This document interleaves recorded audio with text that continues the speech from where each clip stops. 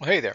Hopefully you've all had a chance to go through articulations 1 and 2, so you know a little about the configuration and the setup of joints. But I thought it'd be sort of interesting, a little bit fun, to go into this a little bit more and review this a little bit more, but then give you a whole long list of examples and show you some radiographs, because hopefully you'll all be looking at a lot of radiographs or doing a lot of radiographs. You won't be interpreting, but you'll be able to look at them and go pick things out. It's sort of exciting.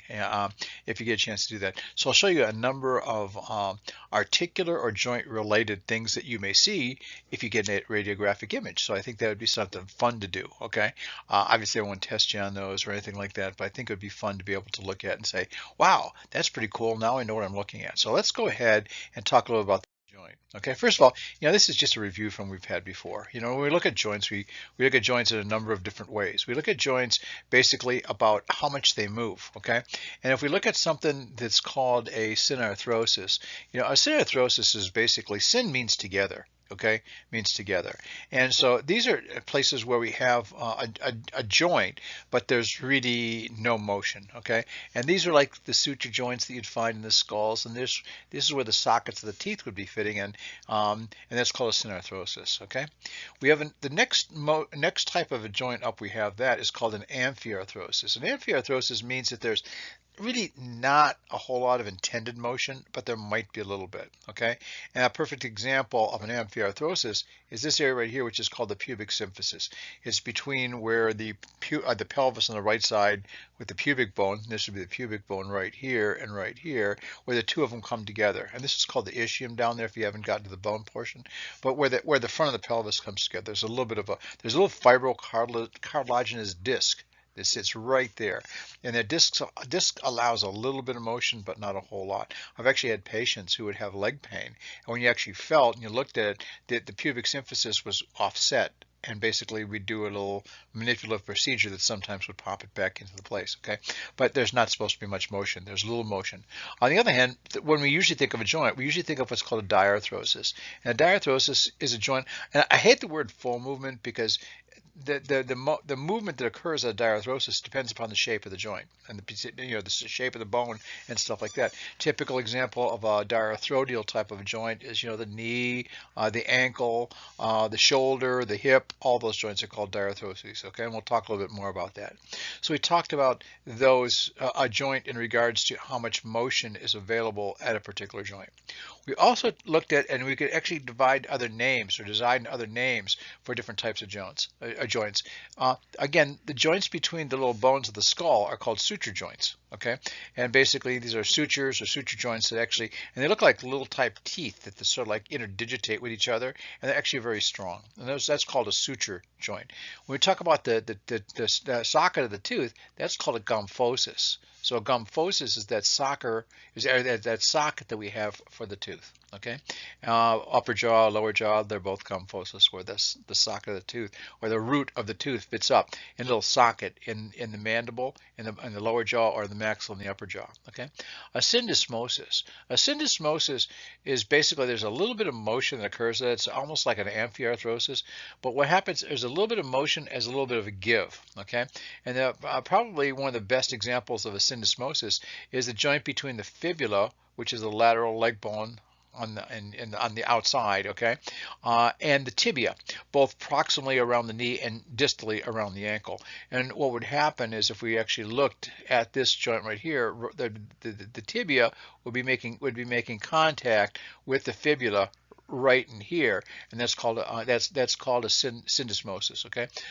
if you ever heard of somebody who's had a high ankle sprain, okay, high ankle sprain, and we'll talk about this in another little lecture later on. What a high ankle sprain is there's a little ligament that attaches the tibia and the fibula right here, called the anterior inferior tibiofibular ligament, and that gets sprained, which allows the fibula actually to separate and move away from the tibia, which is actually quite destructive. Okay, And that's why it takes those so long to heal. So that's called a syndesmosis. It's where we have two bones that are joined together. Basically, not really much of a joint like we see a joint with a joint space in between. But basically, the two bones are connected to each other. There's usually a cartilaginous surface on both of them, but they're held together very tightly by ligament. They don't move a whole lot. Okay. An epiphysis is basically sort of like a joint, because what happens is bone grows at the end of the bone at what's called the epiphyseal plate or the growth plate. Okay, we talk down here. Here's again, this is called a symphysis. Let me get rid of that red. That's bad one to do there. Okay, let's do this. Okay, symphysis. Symphysis is basically again where we have this is called the pubic symphysis. This area right here, where we had that amphiarthrosis, little disc of cartilage that's right there. Okay, so it's a cartilaginous joint. It doesn't move a whole lot. It's not supposed to, but moves a little bit. Okay, and the joint that we usually sort of like typify with a typical type of a joint, okay, is called a synovial joint or a diarthrosis. Diarthrodial joint is a freely movable joint. Okay, it doesn't move in all directions because it depends upon the shape of the joint, but it's what's called a synovial joint. And I'll explain a synovial joint a little bit. Typical example here would be the hip, like maybe the knee would be obviously the knee is a synovial joint. Most of the joints we think of are probably synovial joints when we think of a joint per se. Now we also could characterize a joint based upon the shape of how it moves. These are basically, these joints here are going to be diarthrodial joints. They're the synovial joints. They have motion. However, like I mentioned, the motion in a diarthrodial or synovial joint depends upon the shape of the two opposing bones, okay, and how they work with each other, okay. They will allow certain motions in certain planes. So let's look at these. First one we have right here, okay, the first one that we have right here is called a pivot type of a joint, okay. Now, if you haven't gotten to the osseous portion, what happens is the second cervical vertebrae is called the axis, and it has a little pin in it that sticks straight up. And that's this thing right here is called the odontoid process or the dens.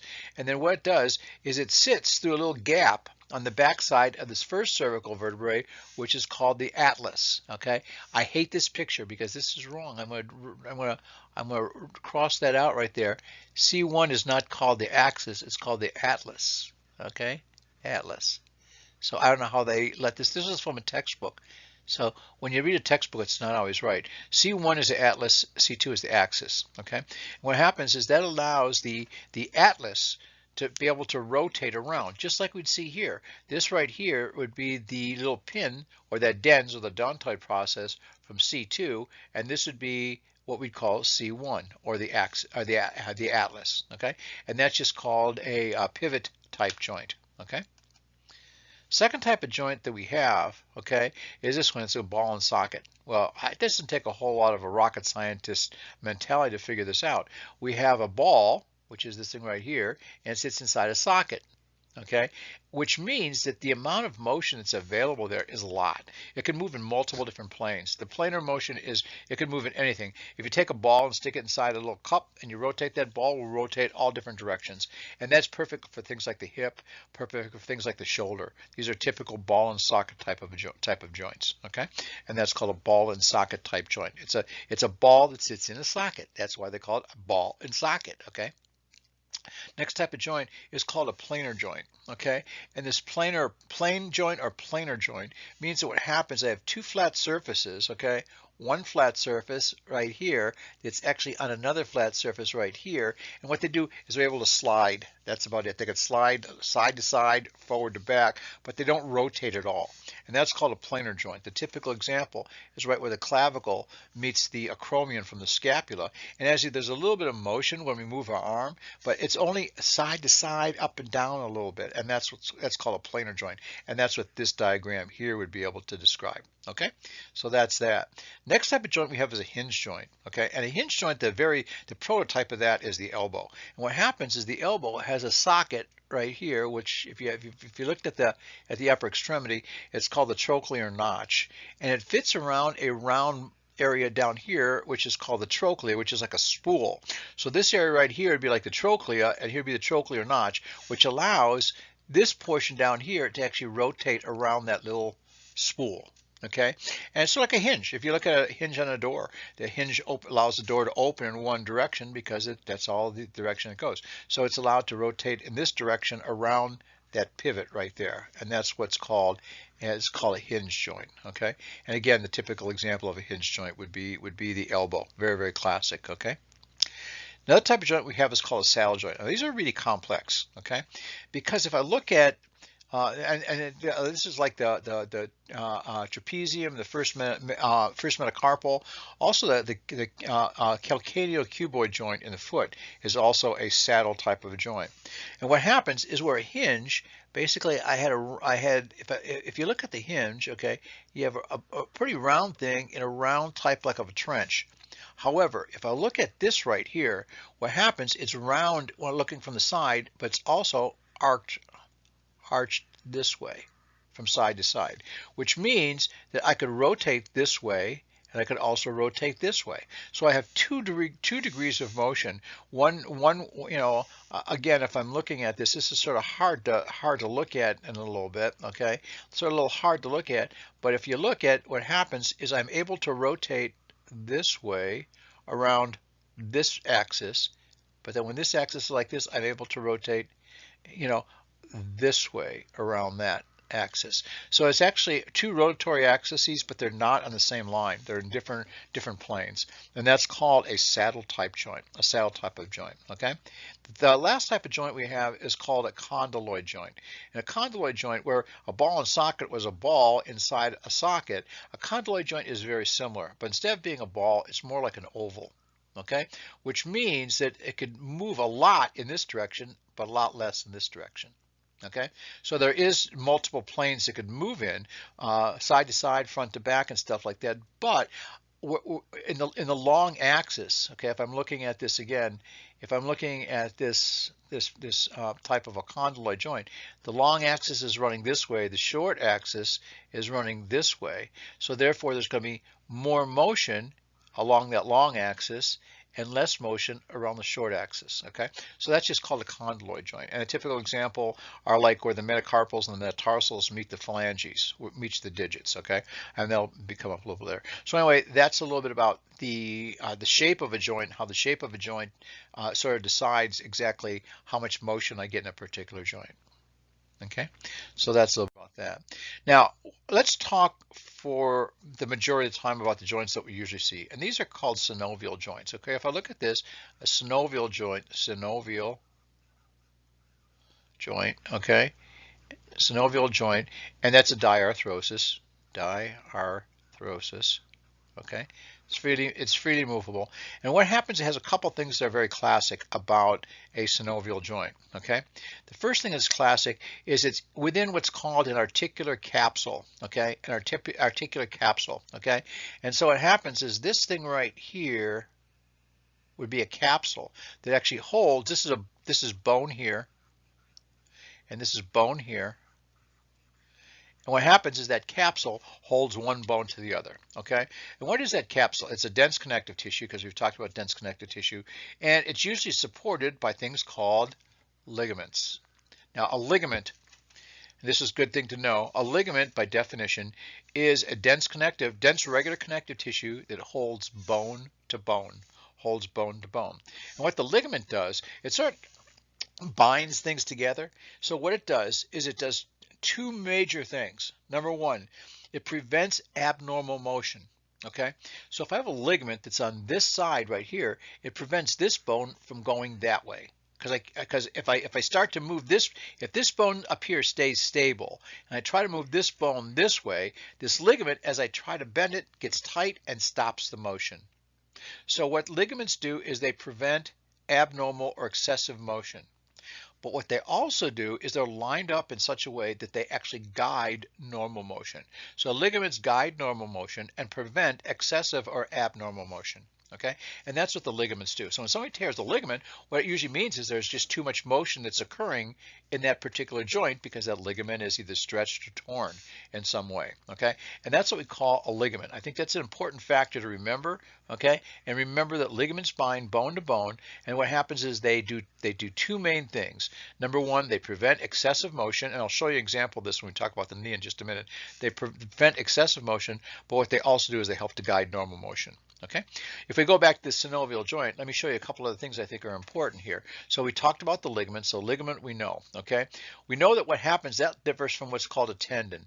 A tendon is something that attaches muscle to bone. So tendon attaches muscle to bone, ligament attaches bone to bone. Now what makes a synovial cavity or synovial joint a synovial joint? And what happens is that's called the synovial capsule or synovial lining, okay? What happens is inside the ligament, here's the ligament right here, inside the ligament I have another band of tissue, okay?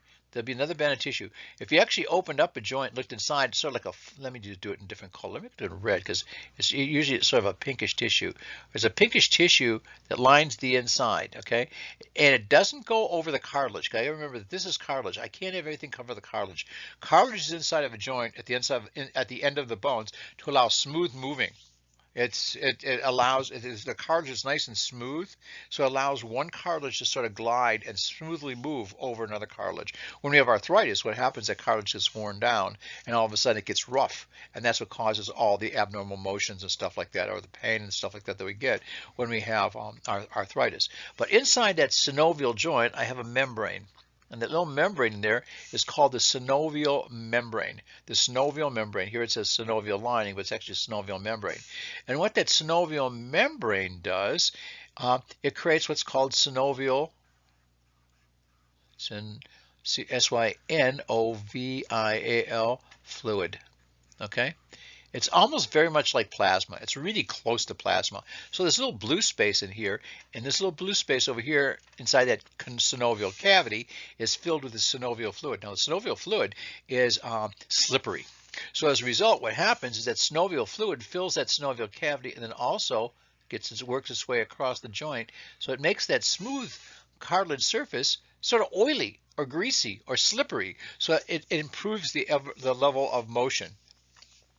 Sometimes when people have arthritis and that cartilage gets worn away, and I'll show you some examples of what we're talking about. When they get arthritis and the cartilage gets worn away, sometimes they'll inject them with something that's almost like an oily material inside the synovial cavity to try to lubricate whatever is left of the cartilage to let them slide a little bit easier, but it doesn't last for that long and stuff like that. So anyway, but that's what we have with a synovial. What we have with a synovial joint.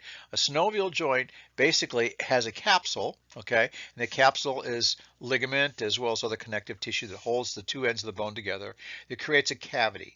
That cavity is filled with synovial fluid, and that synovial fluid is produced by some tissue. It's actually, when you look at it, it's sort of very pinkish and fluffy looking on the inside of the joint, and that tissue that makes that synovial fluid is called the synovial membrane, and that synovial fluid is very similar to what we find in plasma. A couple things added just so it doesn't clump up and stuff like that. And that again lubricates the cartilage, and the cartilage is there. The cartilage has a small gap, you know, between the two cartilages. Between the two ends of the bone are that small gap, and that's usually lined with that synovial fluid to let them slide easily. One other thing I'm just going to show you on this picture right here, okay, is what's called a bursa. And a bursa is a sac that's in many cases they're supposed to be there. It's called an anatomical bursa. And what happens, a bursa is basically a connective tissue that's lined by that same synovial membrane that makes fluid and allows easy sliding. So when we have one thing like a tendon that's on top of the bone, you don't want that tendon to keep on rubbing on the bone, because if it does, it's going to start to wear the tendon away. So between the tendon and the bone, there will be this sac, and this sac is called a bursa, and that bursa allows the tendon to now move, but doesn't wear itself away, doesn't rub itself away, simply because that sac is filled with fluid and it allows things to move. Okay, so that's between the bone and the tendon, okay? Sometimes it's between bone and ligament. There's a number of different bursas that we have all over the body that are supposed to be there. Sometimes we actually develop a secondary bursa, okay, in pathological bursa because of abnormal pressure in some places, but that's not the usual cases. Usually what happens is we have a normal anatomical bursa that for some reason gets irritated, okay? But that's what's called a synovial joint. That's the typical, finger joint, shoulder joint, knee joint, elbow joint, ankle joint, hip joint, rest joint. These are all synovial joints, okay, where they have a lot of motion occurring in them. Okay. Now again, what happens is that fluid is made in there. Now here, this is what normal synovial fluid looks like. It's sort of like a light yellow color, okay, and this is here, it's a non-inflammatory fluid where it really is not much going on in there, okay. So the fluid that we see inside when they do a joint tap, okay, or they suck the fluid out of a joint, which is called an arthrocentesis.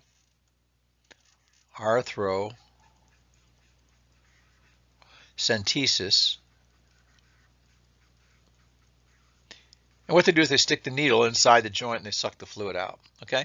And they could tell a few things from the fluid, again, by the color and stuff like that. Inflammatory, they usually have inflammatory cells, which are some white cells. We talked a little about white cells that are being inflammatory cells that might be there. Septic, when you see the word septic, septic means infected. So that's all clumps of pus and stuff like that that's floating around in there. And then hemorrhagic obviously means that there's blood inside there, okay?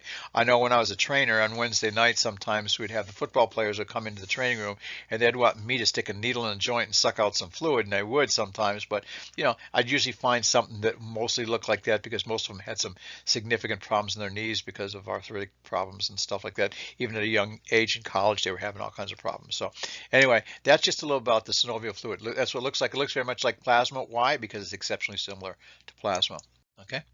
And this is looking, these are, I thought I'd just throw these out. I mean, I wouldn't expect you to understand what's going on in here because you haven't gotten quite that far. But if I looked at this is the end of the femur. So this would be the femur right here, and here's the tibia right here. Here's the tibia. Here's the femur up in here, and that's the cartilage. The white would be the area of the cartilage. And this is sort of like a diagram showing how the cartilage gets worn off in certain areas. And what happens, the cartilage is relatively asensitive, but the bone underneath is not. So when the cartilage gets thinner and thinner, we start to see some changes in the bone that's underneath. And sometimes you actually get so much arthritis that you actually have raw bone rubbing against raw bone, which is quite painful. Now these pictures here on the left that look like circular pictures are all images that were taken through an arthroscope. They take a scope and stick it in the knee. They put three little holes, one to put a scope in with a camera, one to use tools like you see down in here, and the other one that has an infusion that fills up the joint with fluid. They'll separate the two ends of the bone. And basically what we see here is this already area right here. This is all cartilage that's been taken out. This is the far side of the cartilage. Here's the near side. It's like a crater on the moon, you can see, and that's so if you actually look down inside there, it looks like you're looking down inside like a bowl inside there, and that's the cartilage is basically gone. In this case up in here, you see all these little pieces of cartilage looks like little pieces of crab meat. It's called fibrillation, and basically it's just been worn away. And this right here is bone, that's bone, that's bone, that's all areas down to bone, that's area and bone back in there. So the cartilage has been totally worn away, and that happens as you get older. And this one's really horrible down over in this situation. This is all bone. I mean, you see bone down here, this is all bone and stuff like that. That's nasty. And then here you see bone, and basically they have a little probe there that can actually stick it down. If it's cartilage, it will dent, but that's down right on bone. So basically that's what happens. They're losing the cartilage, and cartilage is getting lost. And when people get wear and tear cartilage loss, it's called an osteoarthritis. They just sort of grind it away, and the joints have to move. And eventually what happens is, if you think about it, what is cartilage? It's a connective tissue. What does connective tissue mean? Few cells, lots of matrix. What's the blood supply to cartilage? Non-existent. Okay, there's minimal. So therefore, if there's no blood supply, it can't really replace itself or replenish itself. Once you wear the cartilage away, pretty much it's gone. They're actually doing a lot of research now in using certain types of stem cells, and they're mixing stem cells even hematopoietic stem cells, or stem cells from the blood, mixing it, making a gel, and filling these like this crater up in here. They can fill it with a gel. and hopefully it'll fill in with something. If you ever heard of something called microfracture surgery, okay, maybe you've heard of this. If you've done anything with heard it, if you're a sports fan, you know you'll find maybe one athlete had microfracture surgery. And what they do with microfracture surgery is they actually go in with a drill and they drill little holes in the bone. Multiple little holes, and what those holes do is it gets down to the bone that's underneath that, because that basin here, right in here, down in there, that's all bone. When they drill they take the little drill bits and drill them down into the bone, what does the bone do? It bleeds. And when it bleeds, it fills this crater with a clot. And then what they do is they don't have people bear weight on it, but they have them move.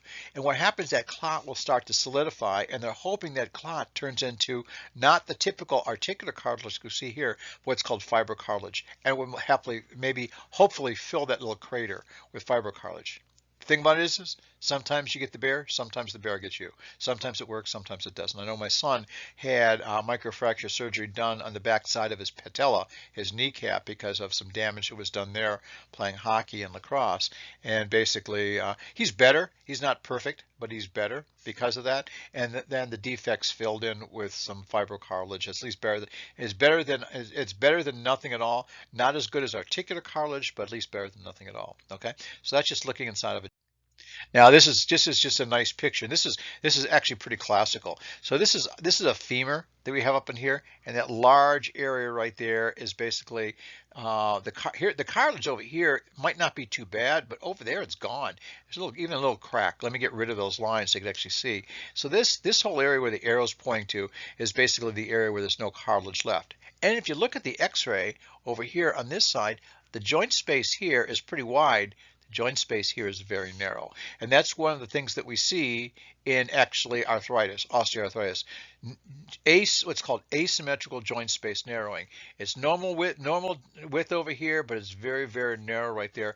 And why? Because this cartilage is now gone. Okay, and that's what we see with osteoarthritis. The joint space gets narrower and narrower and narrower and narrower. Okay, and that's what we see over here. Okay. Let's talk about some joints. I had another picture there, but it skipped past. Let's talk about some individual joints themselves. Okay. Now the glenohumeral joint. Okay, this is what if you look in the upper extremity radiography, our osteology section, this is what we see. So here's the head of the humerus right here. Here's what's called the glenoid fossa from the scapula. The scapula sits right in there, and the head of the humerus, which is round, fits in there as a socket. Okay, here's the head of the humerus that we see right here, and here's the scapula coming here like a Y. If you look, what happens is this scapular view, what they'll actually see is this Y sort of like in the middle of that circle of the head of the humerus, which sort of like, what is it, Mercedes or something like that, like that. What's like that? I don't know.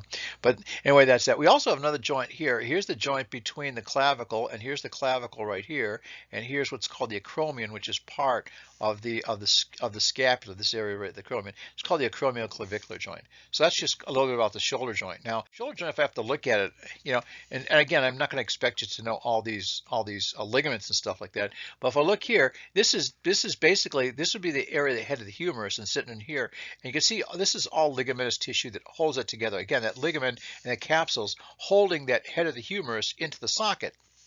And if I look at that head of the humerus, what sits in the socket, the glenoid fossa is very shallow. But what's made it deeper is basically inside there's something called a labrum. Okay, L-A-B-R-U-M. You see it, labrum right there, and that labrum is basic cartilage, and it's called a meniscus. And this labrum actually makes the socket deeper, so that round head of the humerus is able to fit in here better, because this labrum is cartilage, which is high on the outside and narrower or thinner as it gets. So on this side right here it's thick, on this side right here it's very thin. Okay, so that's a little about the shoulder. Also, we see this area right here. If you've looked ahead looked at the upper extremity in osteology, this area right here is called the Coracoid Process, and here's the clavicle right here, and this area right here holds the clavicle down to the area of the of the coracoid process. Okay, so that's the shoulder. It has a lot of ligaments that hold things together. Again, I'm not going to hold you to knowing all the individual ligamentous names, but what I want you to show about the shoulder is the shoulder socket's made deeper by this labrum, by this piece of cartilage that sort of covers the inside of that of the joint. Okay, as well as all these ligaments that hold things together, and that's what we see in the shoulder. Okay, this is the elbow joint. Okay, if you've looked at the osteology upper extremity, you see that. And this is what we're talking about, that hinge. Here's the area of the trochlear notch. Here's the ulna that sits right there. Okay, and here's and this area right here is that trochlea. And you see how it creates a hinge for that motion to occur in this direction, this direction. Here's the area right there. This is the ulna. This is the ulna. This is the radius here. This is the humerus right there. And this area, this part right here is this part of the bone right there, which is called the olecranon. Okay, we talked about that before. So that's the osseous thing. And then if you look at the ligamentous and stuff like that, there are a couple things here, a couple ligaments that are really important. Okay, one's called the medial collateral ligament, one's called the lateral collateral ligament. When you see the word collateral,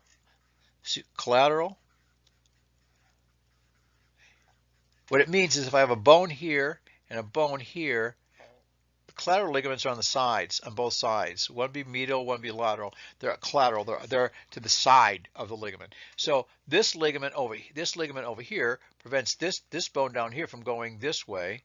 Okay, and this ligament over here prevents this bone from going this way. Okay, just the opposite way. Okay. So this ligament here prevents the bone from going this way, and I should have done it in a different color. And this ligament here prevents this bone from going that way. Okay, it stops it. It stops it.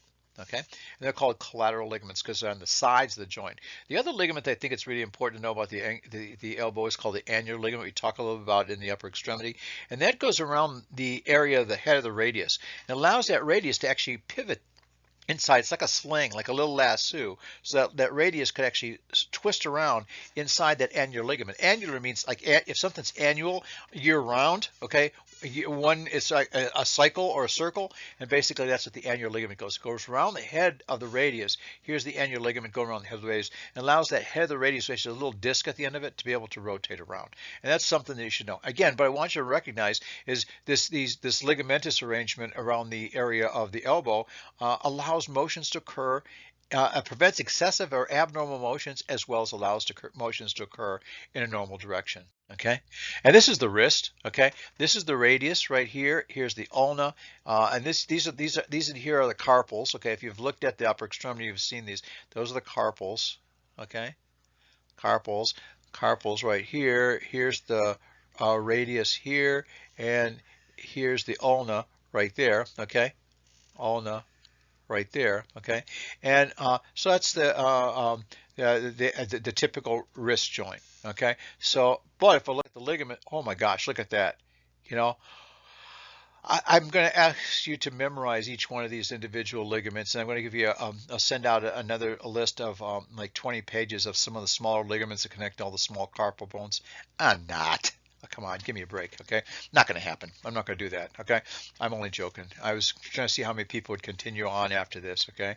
But you know, the hand and the wrist is an exceptionally complex area. Probably if I looked at the palmar area, there's a ligament that goes from side to side right here, which is called the transverse carpal ligament, which creates the roof of what we call the carpal tunnel, which I explained in the upper extremity. So you could go to that and look at that. But this just shows some of the very intricate wrist arrangement that we get, the ligamentous arrangements that we get of the wrist. Okay, if you see right here, this area between the radius and the ulna, as you can see, there's a membrane that also connects. Those are called the interosseous membrane. That's also covered in the upper extremity osteology.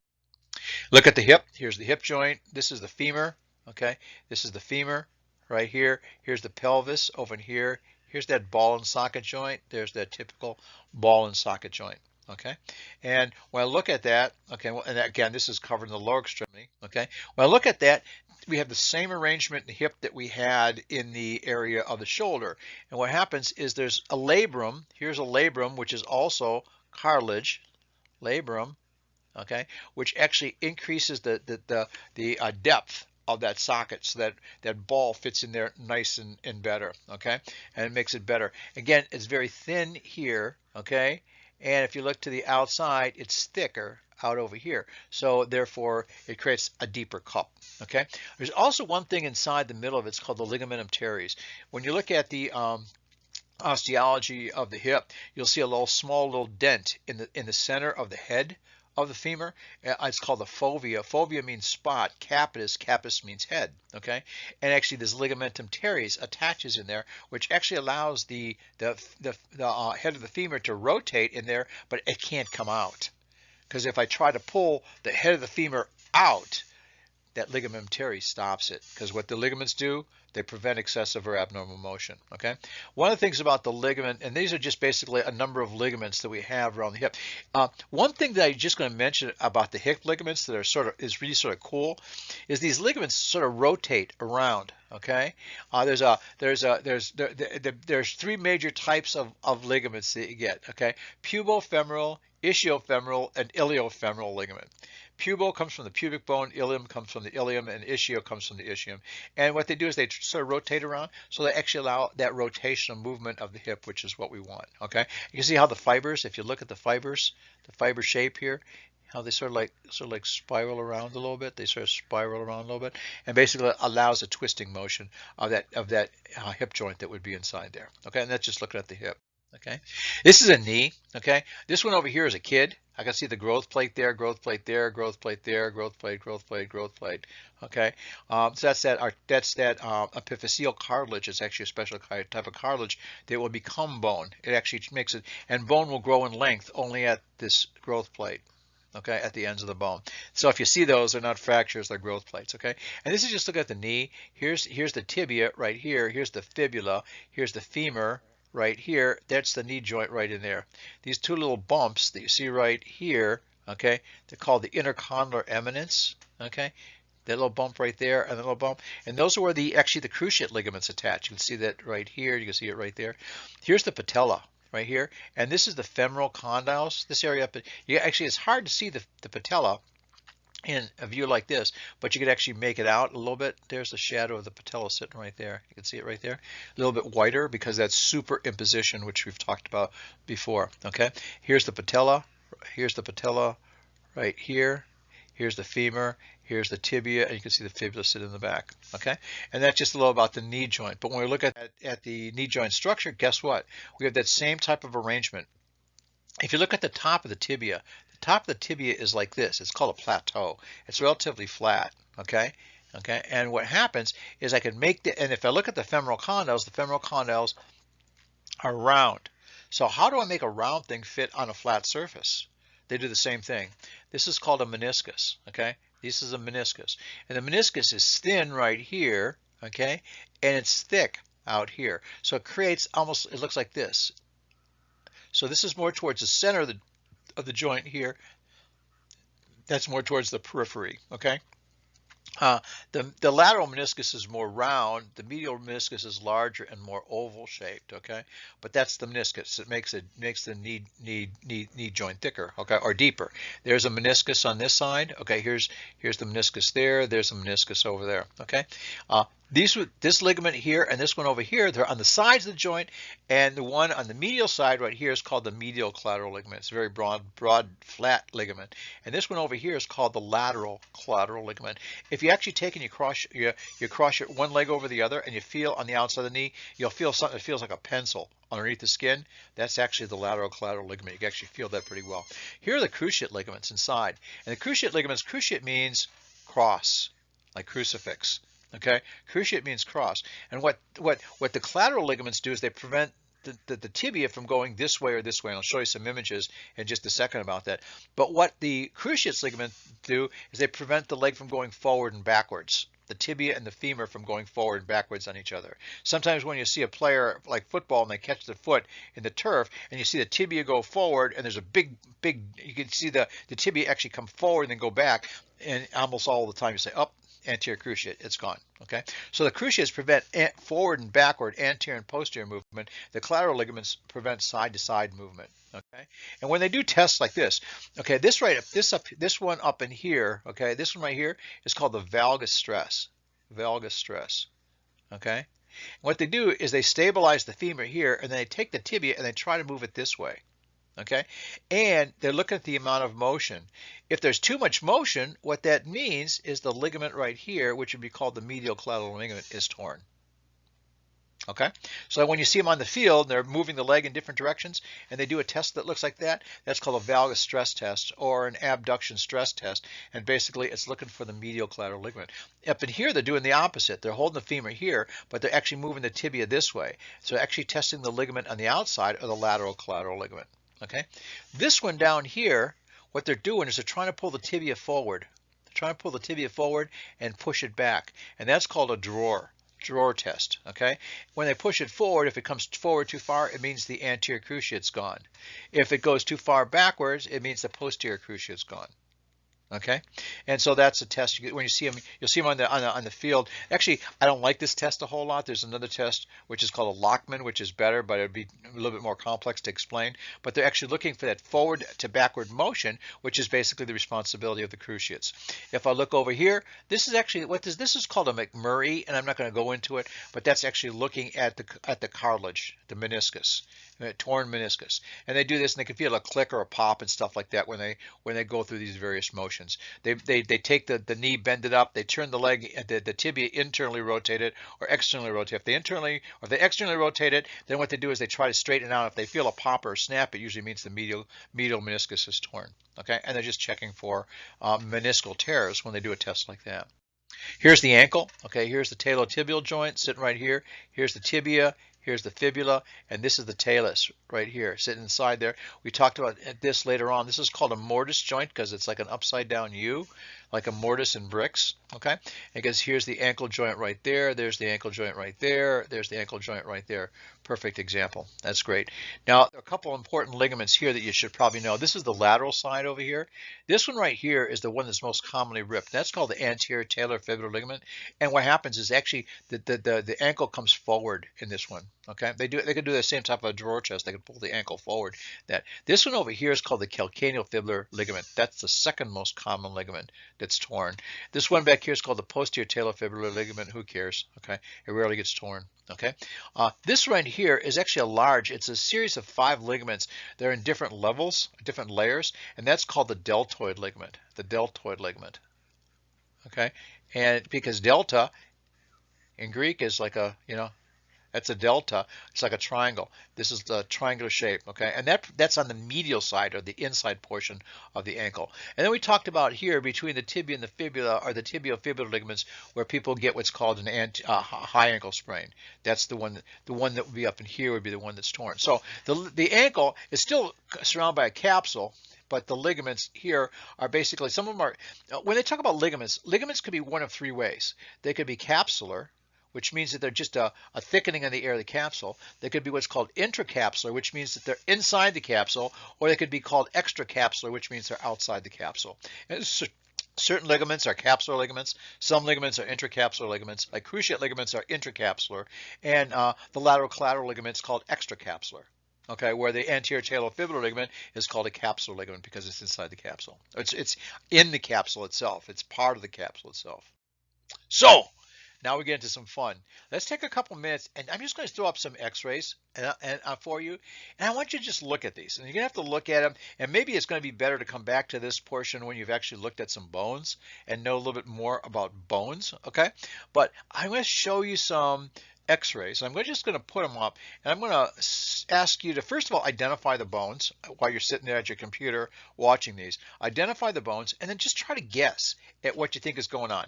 And then what we do is I'm going to tell you what's going on with each of these. And all of these have something to do with some type of change inside the joint.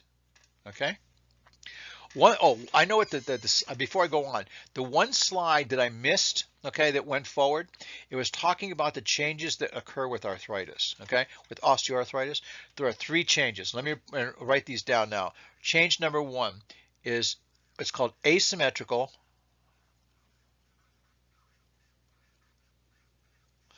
joint space narrowing.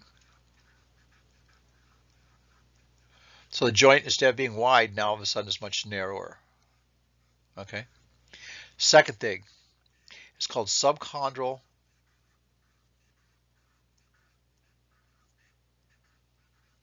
sclerosis. And what happens is when that cartilage is going away, the bone that's below the cartilage, below chondral cartilage, the bone that's below the cartilage actually tries to support the joint better. And it gets denser, it gets more compact. And as a result, the bone is going to look whiter than it normally would. So the area before, this would be the area of the cartilage right here, and the area below. I'll show you an example of this when we get a little bit later, and it's called subchondral sclerosis. The third thing that happens with osteoarthritis are called marginal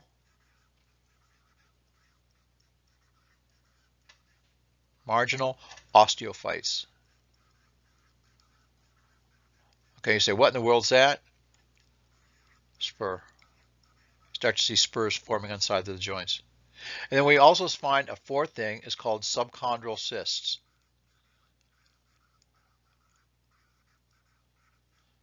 Cyst formation. What happens is the bone where it gets dense up in here with that subchondral sclerosis, what happens, it starts to get, because it gets dense, it gets more brittle. It starts to develop cracks in the bone. The bone starts to crack. And as a result, what's inside the joint? Synovial fluid. The synovial fluid gets down the cracks and starts to fill little spots underneath there. And actually you'll see the joint surface, and you'll see an area that looks like it's out underneath that joint surface, and that's called a subchondral cyst. I'll see if I can show one of those. If not, I'll try to find one and bring it up later on. So let's look at some of these things for fun. Let's look at the first one. What's going on here? First of all, where are we at? Where are we at with this one? I'm going to give you a chance to look at it before I give you the answer. Where are we at? Okay, I'll give you a hint. If you don't know, it's the elbow. What do we have here? What do you see? What looks unusual to you? I mentioned it before. This is called the Trochlear Notch. Okay, and that's in the ulna. There's the ulna right here. Here's the radius. Here's the humerus. Here's the trochlea. What? This should be here. This area should be up in here. This whole gap should be sitting right here. So what is this? Elbow dislocation. Most of these actually go back into their own spot before they even get there, but this is an elbow dislocation. So I'm gonna erase this, okay? So you could look at it again, but hopefully you could stop it before. Maybe a good thing to do is if you're not ready before you start to write on it, stop it if you want. Stop the video and you're able to, and then you could write down what you think is going on, and then you could look at what my description is. Let's look at another one. What's going on here? Where are we at? Okay, we'll give you a little chance to look at that a little bit. See anything that's funny looking or something that doesn't look right? And again, I don't expect you to know a whole lot of what things should look like except certain bones. Well, what joint? First of all, let's say what joint is this? What joint is this? Now, everybody should know this is an ankle joint because I've shown those already. Ankle joint. And this is that mortise right here, that upside down U. Here's the fibula. Let me do something darker. Here's the fibula right here. Here's the tibia. This is the talus. So what do we see? Give you a hint of a fracture. Fracture the fibula, fracture the tibia. Okay, right there. And this one right here, see a little thing that looks like a little, let me just erase that here up there. See, it almost looks like a little butterfly right there, like little wings. That's actually called a butterfly fragment, by the way. Okay, I just thought I'd bring that. This is what's called a bimalleolar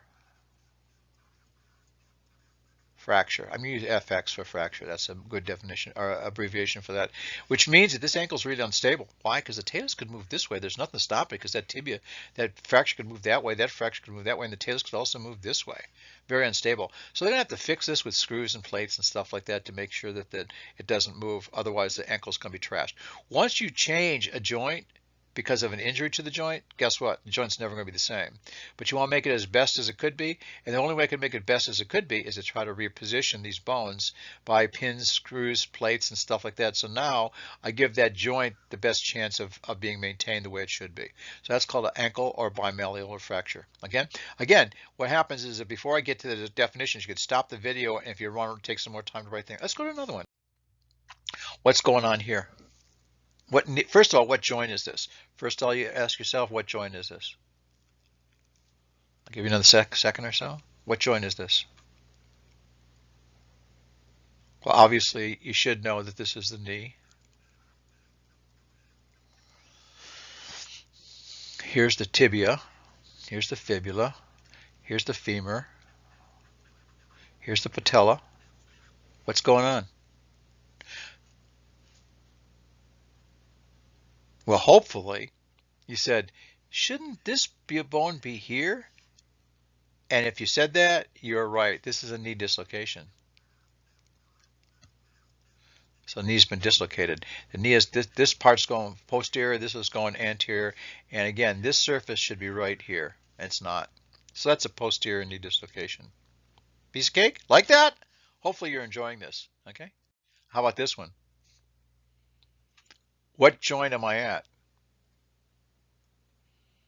What joint am I at? Well, obviously, hopefully at this point you said shoulder. Here's the head of the humerus. So here's the humerus, okay? Here's that acromion, like we talked about, comes from the scapula. Here's a clavicle. Here's the what? This part should be here. Okay? So what do we have here? Fracture clavicle, which affects that shoulder joint. So this is a shoulder joint injury. Affects the shoulder joint. Okay? So that's a fractured clavicle. Hopefully you like that one. Okay? It's a common injury. What's going on here? Now this is a tough one. I don't expect you to get this one. Okay? It's a tough one. You wouldn't know. Okay? I'm just going to go to it. And this is a knee. Okay? It's a knee, obviously. Here's the patella. Here's the femur. Here's the femur. Here's the tibia. Here's the fibula. Here's the patella. This is a kid because we see growth plates. What I'm showing here is something I think is very classic. If I look at the space here and the space here, and you wouldn't know because you haven't seen a lot of these, this is called a sunrise view because it looks like the moon or the sun coming up over the mountains in the back. Okay, and mountain and sun's coming up. This space between there is too big. And the reason why it's too big, and you can see this gap here, this gap is far bigger than what we expect, and that's called an effusion. Okay, so an effusion means that there's too much joint fluid in there, which could be blood. It could be an irritation or inflammation that's making that inflammatory fluid like they showed the picture before. And this is called a knee effusion. It just means that the bone is being separated further than it should because and basically you wouldn't make the diagnosis by the x-ray. The x-ray is looking to see if there's a reason for it, okay? But you actually see this because the knee will be really swollen. And actually when you poke on it, it feels like a water balloon when you start to poke on that knee, okay? So that's called a knee effusion. Let's look at another one. What's going on here? First of all, what joint are we at? Hopefully you know. Hint, ball and socket. This is the hip joint, obviously. Here's the head of the femur, okay?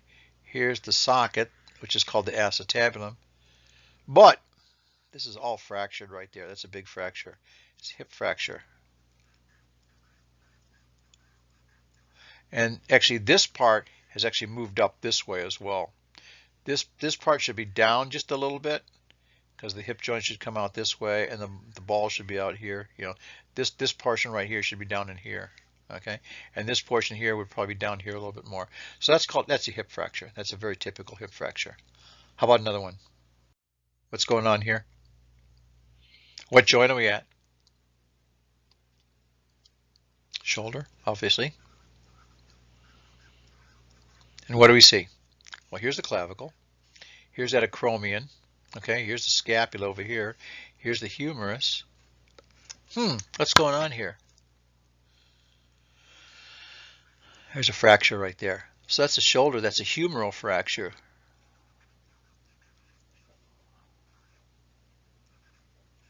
Humeral fracture, fractured humerus. Comes right through here. Okay, that's what we see with that one. Nice. Another joint injury. Let's look at another joint injury. Let's look a little closer. Now I could actually see a little bit better. I actually blew this one up. You actually see the fracture right there. And actually, it's sort of interesting. This one's even, I'm glad I did this. Here's the head right here, and the head's actually, it's cracked. Even though you see this, even though you only see the fracture, like right, you see it, the majority of it, like right here, this whole head is all collapsed down south. Okay, and as a result, it's all out of position. Okay, and that's just a humeral fracture, proximal humeral fracture, shoulder joint fracture. Okay. What's this? What joint are we here? Ankle, obviously. This is a lateral view of the ankle. So here's the tibia. Here's the fibula, and you see it's superimposed. Okay, so like you see the fibula coming down this way, and it comes down this way. And here's the tibia right here. Here's the edge of the tibia. Whoops! That's called a posterior malleolar fracture. And this is a fracture that's right. Whoops, right there. You saw where it's at. Okay, that's it. Anyway, so you could go back and look at that one. What's this one? What joint do we have here? Elbow. Obviously. What do we have? Here's a fracture right here. That's the olecranon right there. We saw the dislocation. Now we have a fracture right there. So the olecranon's gone this way. And you know why it goes that way? You know why the olecranon's going that way? Just out of curiosity? Because in the back of the arm, on the back of the arm, there's a muscle that comes down there called the triceps. The triceps attaches right there. So what happens, the triceps then pulls that piece of bone in that direction. And that's why there's this big gap between the two. A lot of times these will have to be put back there and they'll have to run a screw through there. Otherwise they can't, because the triceps keeps on pulling this fragment right here upwards and backwards. And as a result, they can't get it the right spot. So that's what that is. It's a fractured olecranon in the elbow. Let's look at another one. What's going on here? Well, this is a wrist, obviously. Hopefully people understand that this is the wrist joint.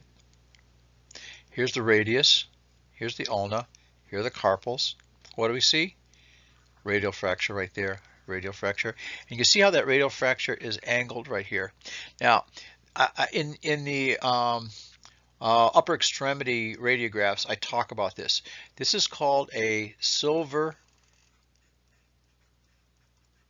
fork deformity. Because what happens is normally the hand should be at the end of the radius of the ulna, but it doesn't. It comes this way. Let me do it in a different color. It comes this way. Then this portion of the radius is angled up this way, and the hand comes this way. So it looks like the side of a fork. Here would be the tines up here, and this would be the handle of the fork coming this way. And basically, that's the way the wrist looks like. Yeah, and look at the wrist. The wrist will have this really crazy angulation. And the name of this type of a fracture is called a Colles fracture. C-O-L-L-E-S. Colles fracture. Okay, and that's what we see there. So that's the fracture right there. That's the fracture right there. That's the fracture right there. Hopefully, you're able to see that. Okay, so that's that Colles fracture. You can see, and again, sometimes you're not going to see that line, but this is actually the bone. When you actually start to look at it, that's the bone overlapping the other bone right there. That's why it's so white.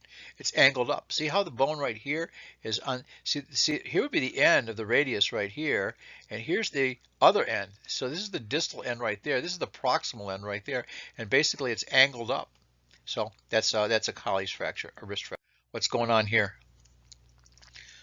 What shoulder joint am we talking about? What joint? Obviously the shoulder. And this is a dislocation. Here's the head of the humerus right here, and it should be up in here. That's the glenoid right there. So basically, most shoulder dislocations go anteriorly, and they go down. And that's what this is. That's anterior, and it gets stuck in front of the scapula anterior. It's down low and in the front. Okay, and that's a shoulder dislocation. What's here? Oops, I gave it away. Too fast on the thing. Here's the femur, okay? Here's the tibia. Here's the fibula. That shouldn't be there. What happens is these, it's called a loose body. Loose body. And sometimes what happens is there's a piece of bone that actually flakes off. It might be covered with cartilage, just regular piece of bone. Or sometimes they call it a joint. If you hear somebody, if you're in radiography, they talk about this, they joint mouse. Yes, mouse. Squeak, squeak, squeak. And that's it arthroscopically. That's a piece of that bone that's right there. It's loose. Okay? And it just floats around the joint. What happens, it gets in the way. And as a result, it prevents motion.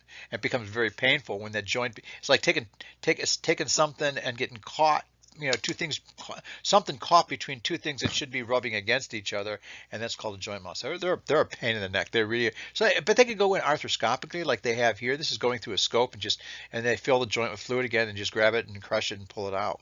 Okay? It's done. Okay? That's called a loose body or a joint mouse. How about another one? What's going on here?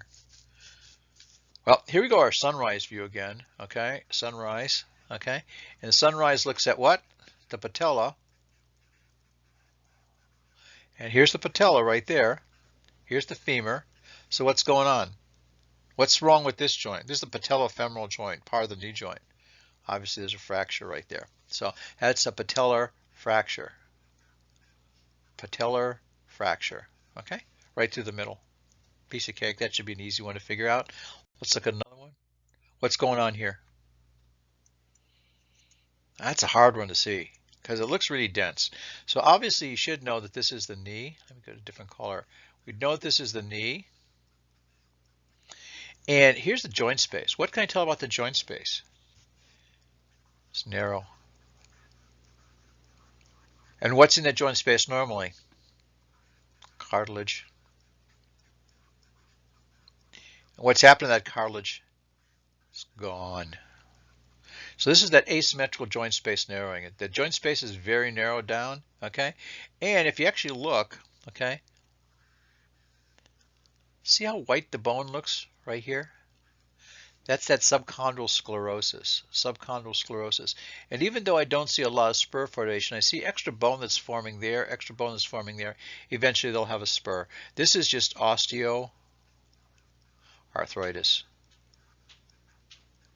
which is that wear and tear type of arthritis. How about another one? Sure. What's going on here? This is a toughie. Oh my gosh. If you get this one, elevated right to the top of the class.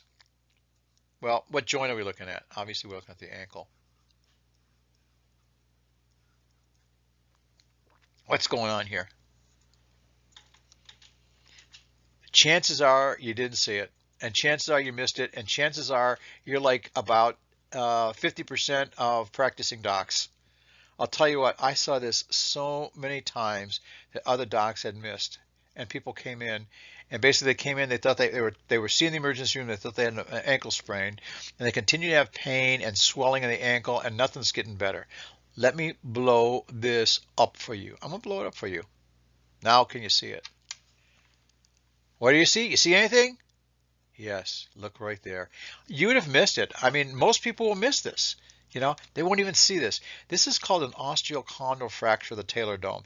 These could be a real bear because, again, they're frequently missed because they're small. And if people aren't looking for them and don't know what to look for, guess what? They're going to miss it all the time.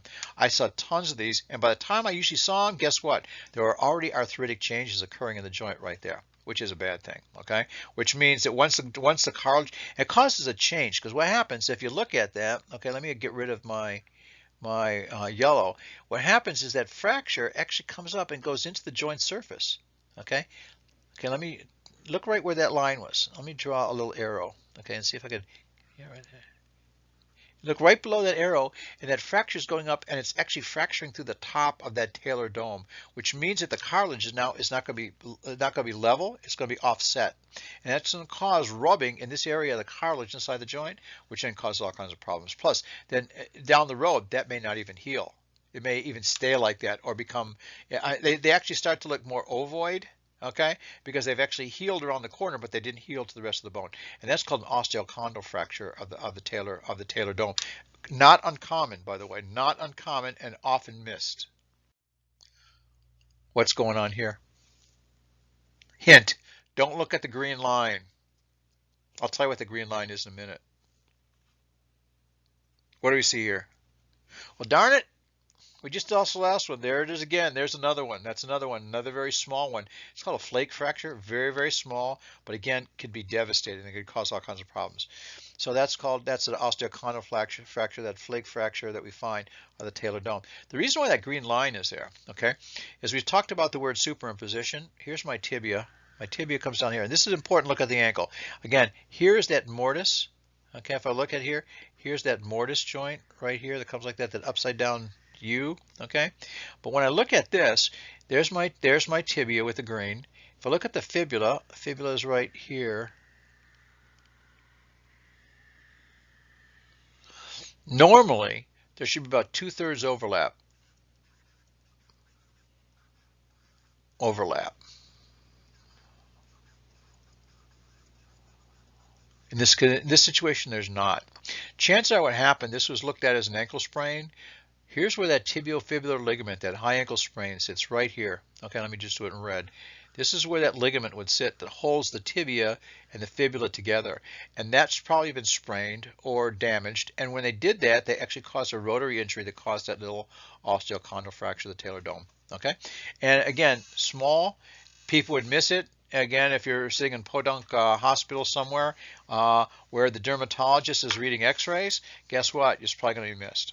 Okay, no offense to any dermatologists, they're good with skin. Okay, but anyway, but that's what we see there. Let's look at another one. Okay, there it is. Okay, it's yeah, there it is. Okay, what do we got here? What joint are we talking about? It's obviously the wrist. Okay, here's the navicular scaphoid. There's the fracture. So this is a scaphoid or navicular fracture.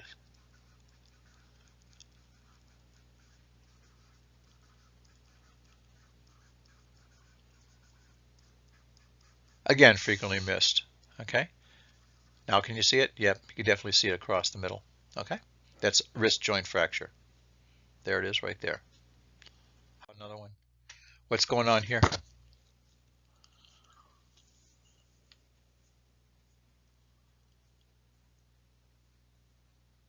Well, you're going to say it's dislocated, but yeah, you're wrong.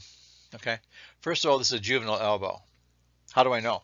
I don't see in this X-ray. I don't see the head of the humerus in. I don't see this all full. A couple other things are here. Actually, what happens if you look at that, and when you look at this, you're going to say, "Oh my gosh, how did I miss that?" Look right here. What do you see? If you look at the edge of the bone, there's an irregularity right there, and you can see the little crack right there. That's called a supracondylar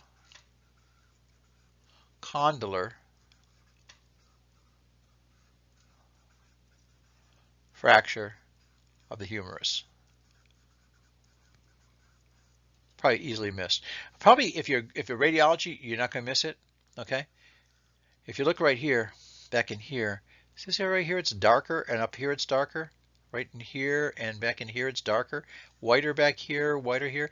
That's called a Sales sign, and it usually means that there's a lot of swelling in the elbow joint. Not that I'd expect you to remember that. Okay, but that's where that supracondylar fracture is. What's going on here? Well, obviously this is hip joint.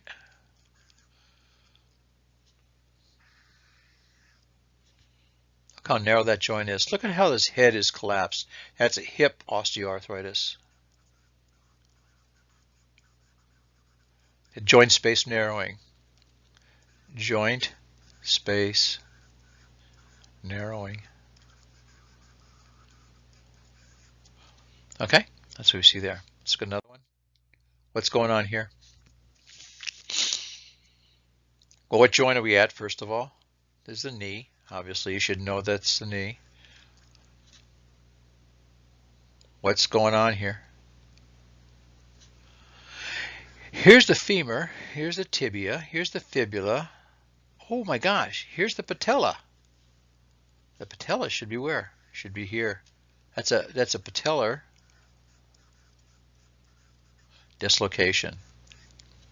And this points out another good thing. Which way has it gone? I want you to tell me. I want you to think about this. I'm going to answer this. Want you to answer this question. Which way did the patella go? Medially or laterally? Well, the fibula is laterally. and the tibia is medially, so it's gone laterally. About 90% of the patellar dislocations, if not more, go laterally. Okay, just out of curiosity. So that's a patellar dislocation. How about another one? Well, we saw something like this before. Here's a clavicle fracture, clavicular fracture. Basically, here's the end. We also find that this joint right here between the acromion and the clavicle is a little wide, so this is probably loose there as well. So that's just another shoulder injury related problem. What do we see here? Now, obviously, you're going to say, oh, look at that fracture. Look at that fracture. Because you're going to say, oh, look at that's a fracture. Guess what? It's not. Maybe some of you have had this. It's called Osgood-Schlatter disease. It's really not a disease. But right here's the growth plate. What happens, this is where the tendon from the quadriceps are the muscles up here, they come through the patella and they attach to this area right there. And what they find is in some kids who are involved in like jumping sports, it causes an inflammation or an irritation at the growth plate right here. And as a result, this overgrows. And that's that. If you feel below your knee, you feel the little bump below the patella. That's called the tibial tubercle. And that's that. And it's called Osgood-Schlatter. Okay. What's going on here? Hopefully you remember from the other one. This is also, we know, a wrist. What do we have? Another navicular fracture right there. Okay. So another wrist-related injury, wrist joint-related injury. What's going on here? Piece of cake. Here's the tibia, here's the fibula, here's the talus, fibular fracture. So that's the fibular fracture. And what happens is you can actually see it over here. See, there's the tip of it right there, right to where that end is. You can see the fracture line right there. It's coming down this way. Okay, so you have to look at both views. Actually, it's important that when they get x-rays for looking at joints and when they look at bones, they always get two views at minimum. Sometimes get more. I used to sometimes get three. Two views, and they're always perpendicular to each other because x-rays only show two dimensions. This shows side to side and top to bottom, but doesn't show front to back. This shows top to bottom and front to back. So they're able to now get a three-dimensional representation of what's going on. So two views perpendicular to each other, minimum. Remember that. That's important, critical, important. What's this one? Well, obviously this is the femur. Here's the tibia. Here's the fibula. Okay, I can actually see the patella sitting right there. That whiter area in there, that's the patella. So what? Something must be wrong, otherwise I wouldn't put it up there. So I know it's a knee joint, some type of an injury to a knee joint. Here's the fracture right there, right to that tibial plateau. What happens is this part of the femur comes and gets jammed down there and actually chunks that off. And that's what happens with that. That's a tibial plateau fracture. Okay. So that's another one. Let's get another one here. What's going on here? Well, I know that this is ankle. Okay. I know it's ankle. You should know by now. And here's the well, that's supposed to be the mortise, but here's the talus. It's sitting over here. So that's an ankle dislocation. And you can actually see this part should be actually sitting right back in here. So the ankle has come forward. Okay. It's come forward. It's angled to this side. Okay, if you remember the Hayward injury for the Boston Celtics in the opening game against the Cavs a couple years ago, that's what happened with that. Oh, I jumped ahead. Okay, so anyway, we're up to a couple. That's a medial malleolar fracture right there. So here's the tibia, here's the fibula, here's that fracture right through there. That's a medial malleolar fracture. Usually put a screw right up there, otherwise this mortise becomes unstable. What's going on here? We saw this before. This is that same silver fork deformity. Okay, like that. And basically, here's that radial fracture, and that's called a Colles fracture. Colles fracture.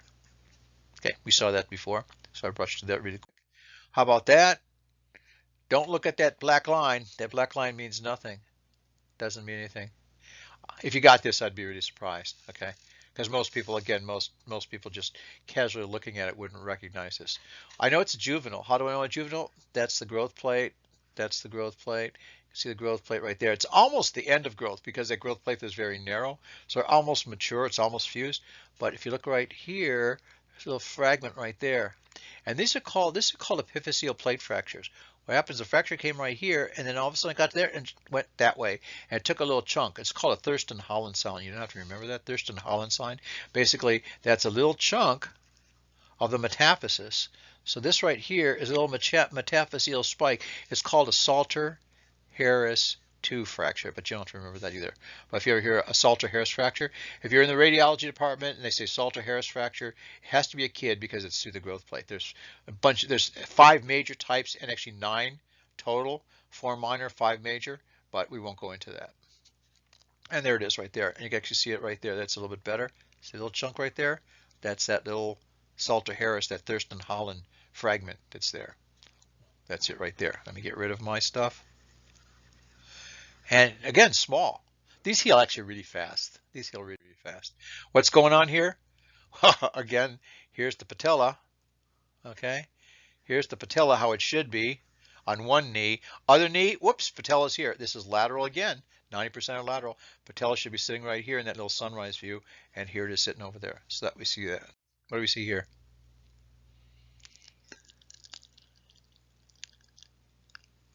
This is obviously a knee. And what do we see? Look at the joint space here. Look at the joint space here.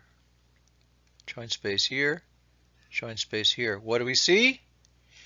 Asymmetrical joint space narrowing. What's that mean? Osteoarthritis. Okay. Again, these are things you don't have to know. You're not being diagnosing x-rays, but you know what? Sometimes it's really interesting to know something about what you're seeing when you take an x-ray.